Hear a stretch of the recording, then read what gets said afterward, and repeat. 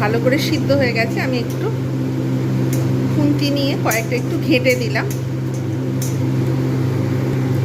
যেহেতু সিদ্ধ হয়ে গেছে, এবার আমি এতে একটু বাতাসা দেবো কিছু।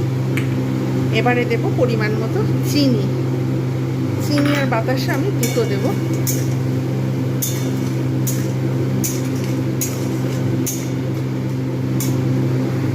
এইবারে হোমমেড রোস্টেড ধনে জিরে গুঁড়ো, এটা কিন্তু খুব সুন্দর একটা টেস্ট আসে। আর এইবারে দেব কাঁচা তেঁতুলের তৈরি করে রাখা পাল, এটা কিন্তু আরও টেস্ট বেড়ে যায়। এবারে ভালো করে নাড়িয়ে নেব। নাড়িয়ে নিয়ে তারপরে আমি সার্ভ করব। কীরকম হয়েছে আজকে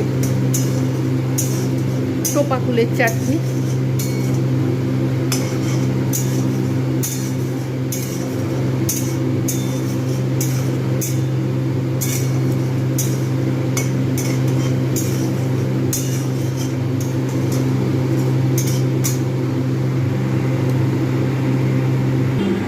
তৈরি হয়ে গেল টোপা কুলের চাটনি। এইরকম নিত্য নতুন ভিডিও পেতে আমার চ্যানেলটাকে সাবস্ক্রাইব করুন।